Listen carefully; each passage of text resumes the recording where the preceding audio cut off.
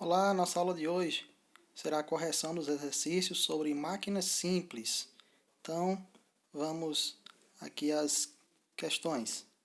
Primeira questão fala: que tipo de máquina simples está envolvido no funcionamento de um abridor de garrafas? Nós vimos nas aulas anteriores que existiam vários tipos de máquinas simples que facilitavam o trabalho humano, né? Aí nós vimos que existiam as alavancas, as polias ou roldanas, as engrenagens, o plano inclinado, o parafuso, cunha, entre outros. Então, que tipo de máquina simples está envolvido no abridor de garrafas? A resposta é a alavanca, né? Vamos ver aqui na imagem, vamos ver aqui na figura, e nós temos aqui, ó, nós podemos identificar que nesse tipo de alavanca nós temos tanto o esforço, o apoio e a resistência. Observe aí na imagem, nós vamos identificar onde está localizado o esforço. O esforço é a aplicação da força que uma pessoa está fazendo, né, sobre esta alavanca. Olha só, o esforço está aqui, porque aqui está localizado. Vou chamar de E de esforço. Esforço. Onde está o ponto de apoio? O ponto de apoio está aqui, localizado entre essa junção entre a tampa, né, e o abridor de garrafas. Então aqui está o meu apoio, minha base de apoio. Vou identificar pela letra A, certo? Letra A, aqui está o meu ponto de contato, que é o ponto de apoio. E onde é que está a resistência? A resistência está na tampa. Então a resistência está logo aqui, ó, que é a força ao contrário, a força que o objeto, a tampa, está realizando sobre esse abridor de garrafa. Então essa é a minha resistência, ok? Então vamos aqui para a questão número 2. A questão número 2 é a seguinte, diz o seguinte: ao usarmos uma chave de fenda para abrir uma lata de tinta, estamos empregando qual tipo de máquina simples? Você vai abrir uma lata de tinta, que é de metal, com as mãos, não há possibilidade. Então, para isso, você utiliza uma chave de fenda, né? Qualquer tipo de metal, para fazer a elevação da tampa.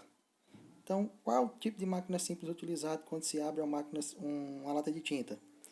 A mesma resposta do enunciado anterior, da pergunta anterior. É a alavanca. Então, nós vemos aqui no exemplo. Por que a alavanca? Porque nós encontramos novamente, ó. Vamos lá, está aqui. Vamos grifar para vocês. Está aqui o esforço. Ó. Uma pessoa está segurando aí. Então, temos aqui o esforço. E onde é que está o ponto de apoio? O ponto de apoio está aqui, ó. Mais ou menos aqui nós temos o nosso apoio. Essa base em que se apoia.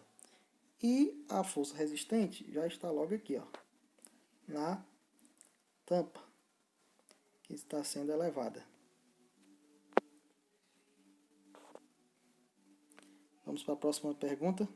Qual tipo de máquina simples está envolvido no funcionamento de um saca-rolha?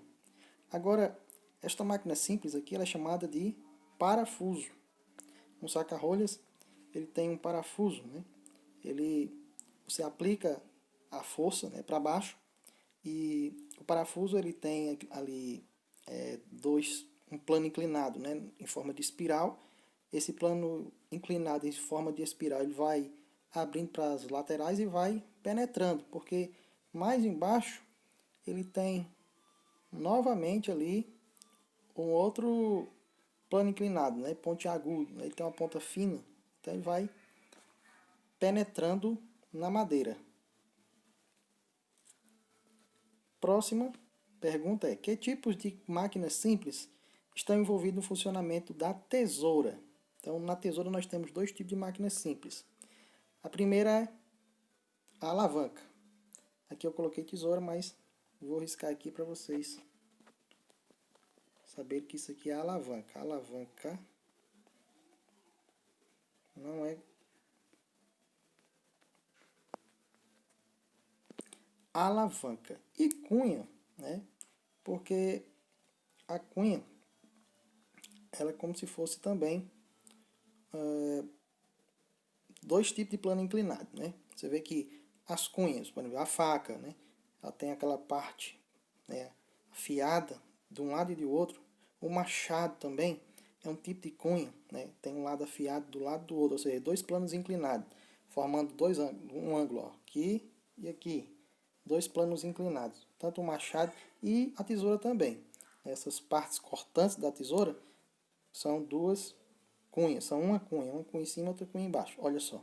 Então vamos lá, identificar a alavanca. A alavanca, né, nós podemos ver aqui na imagem, ó, olha só onde está o esforço. Está aqui o esforço. Onde é que está o meu apoio? O meu apoio está aqui. Tem um parafuso fixando aqui, ó. Apoio. E onde é que está a minha resistência? A resistência está aqui, ó, na fita. Está cortando a fita. É a resistência que tem que ser vencida, entendeu? Olha só, outra coisa. Onde é que está a cunha? A cunha está aqui, ó, nas partes, né, em que ela vai cortar, né, vai utilizar-se a cunha, porque essa cunha vai facilitar o corte, que são dois planos inclinados. A cunha é dois planos inclinados que forçam, né, e você aplica essa força para baixo, mas a cunha facilita com que essa força seja dissipada para os lados. É por isso que o machado ele penetra aqui, mas ao mesmo tempo ele abre para as laterais, para os lados. Próxima questão. Que máquina simples é utilizada para arriar ou hastear uma bandeira? Quando você hasteia uma bandeira, a bandeira está aqui embaixo, você quer elevar a bandeira lá para cima, né? Então, você utiliza uma corda e coloca uma polia, né? Uma polia, como se fosse uma rodinha, um rolamento, onde a corda passa por dentro e faz com que um objeto, um material, seja elevado para um lugar específico. No caso aqui é uma bandeira, você poderia também utilizar o exemplo de um poço. Você coloca um balde, né? Aí puxa naquela cordinha, mas aquela cordinha passa por dentro de uma polia ou roldana, que faz com que o seu trabalho tenha uma maior facilidade. Cuide um exemplo, ó, bandeira do Brasil, eu estou falando de polia, estou me referindo a isso, polia ou roldana, como queira chamar, é esse objeto aqui que vai fazer com que o seu trabalho seja facilitado. Diminui, né, o trabalho mecanizado. Vamos lá. Agora aqui para outra questão. Quinta questão. Explique por que é mais fácil abrir uma lata de refrigerante quando aquela argolinha está quebrada. Vocês veem que na lata de refrigerante, aquela latinha, refrigerante em lata, né? Tem aquela argola, né? Você quando pressiona a argola quebra, aí você consegue abrir aquele lacre, ok? Então está perguntando o quê? Por que é mais fácil abrir uma lata de refrigerante quando aquela argolinha está quebrada? Por que é mais fácil? Porque aquela argola ela serve como uma alavanca. Não sei se você prestou atenção. Você vai fazer a alavanca, né? Você vai fazer o esforço aqui, aqui tem um ponto de apoio, né? E aqui vai ter a resistência. Olha, aqui estaria a resistência, né? Aqui estaria a resistência, aqui estaria o apoio. E aqui, quando você pressiona, né? Quando você pressiona, você vai ter o seu esforço. Então, a argolinha ela serve como alavanca para abrir a lata de refrigerante. Quando esta quebra, é difícil abrir a lata. A pergunta é, se quando isso aqui está quebrado é mais difícil? Com certeza é mais difícil abrir a lata. Se isso daqui estiver quebrado é mais difícil você abrir a lata. Você não vai ter como abrir a lata. Porque se você só abre essa lata, se essa alavancazinha, essa argolinha estiver perfeita.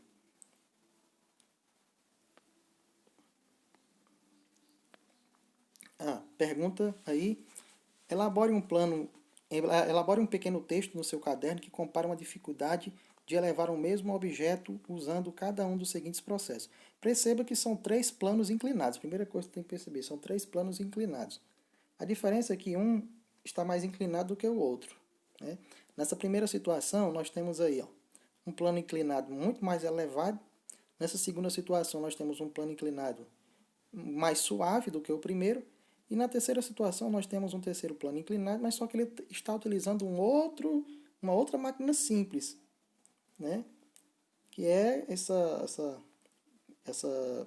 instrumento, né? De rodas, né? Um carrinho com rodas. Ok? Então ele utiliza aí 2 tipos de máquinas simples para facilitar o trabalho. E a pergunta é que vocês elaborem um pequeno texto. Ó, elaborem um pequeno texto e o texto está aqui. Ó. A situação 1 oferece maior dificuldade, né, dentre as 3, por ter maior ângulo de inclinação. Qual é a situação 1? A situação 1 é essa. Ó. Ela oferece maior dificuldade. Então, vocês estão observando aí, na situação 1, ela oferece maior dificuldade. Por quê? Porque perceba que ela está muito mais elevada. Está muito mais elevada. O ângulo que ela faz é muito maior. Aqui, perceba na situação 2, então você vai ter maior dificuldade na 1 ou na 2 para elevar esse objeto aí. Você vai ter mais dificuldade na 1 do que na 2. Porque na 1 você vai fazer muito mais esforço. Na 2 você vai fazer menos esforço. Porque perceba que a 2 está suavemente inclinada. Então eu quero que vocês percebam isso. Que na 2 está muito menos inclinado do que esse outro. Então você vai fazer mais esforço na 1 do que na 2. Na situação 2, o plano está inclinado mais suave, portanto o esforço é menor do que na situação 1, ok? A situação 3 tem menor dificuldade do que em todas as outras. Ó, situação 3 tem menor dificuldade tanto quanto na 1 quanto na 2. Então, tem mais facilidade de você fazer o trabalho, o serviço, na situação 3. Por quê? Porque está usando aqui 2 tipos de máquinas simples. Tanto o plano inclinado, está utilizando, ó, plano inclinado, quanto também a roda-eixo. É outro tipo de plano inclinado. O carrinho aqui que vocês estão vendo se chama roda-eixo. E essa roda-eixo também vai facilitar ainda muito mais ainda o trabalho, o serviço que eles estão fazendo.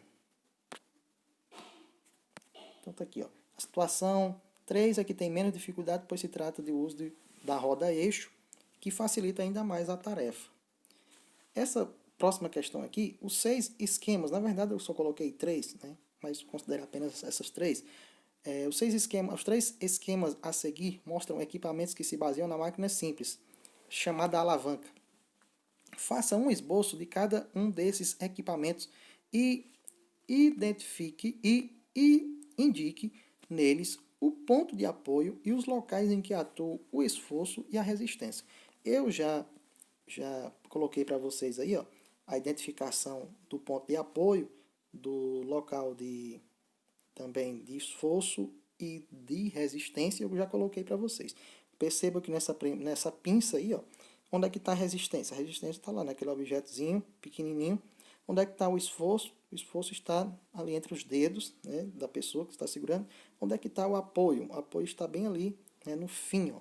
Perceba que o esforço ele fica entre a resistência e o apoio.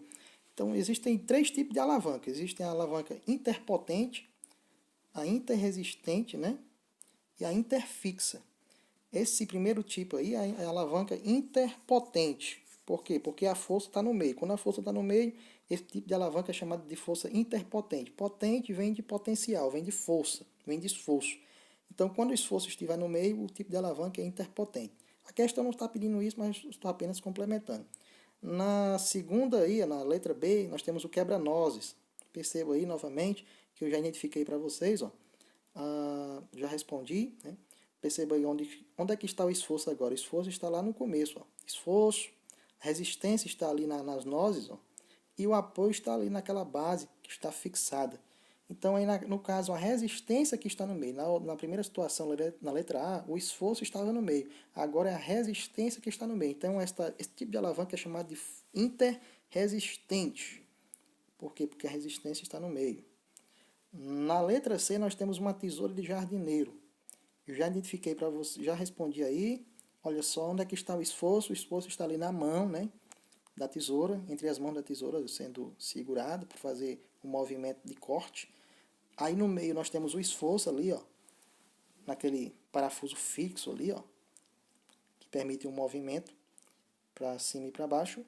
E a resistência está ali na folha, né, na planta ali, que vai causar ali, vai ocasionar ali o corte. Então vocês percebem que Agora, quem está no meio não é nem a resistência nem o esforço. Quem está no meio é o apoio. O apoio está no meio. Então, este tipo de alavanca é chamada de interfixa. Ok? Então, pessoal, até aqui a nossa aula. Até a próxima aula. Nós iremos dar aí sequência aos nossos conteúdos. Muito obrigado a todos. Fiquem com Deus.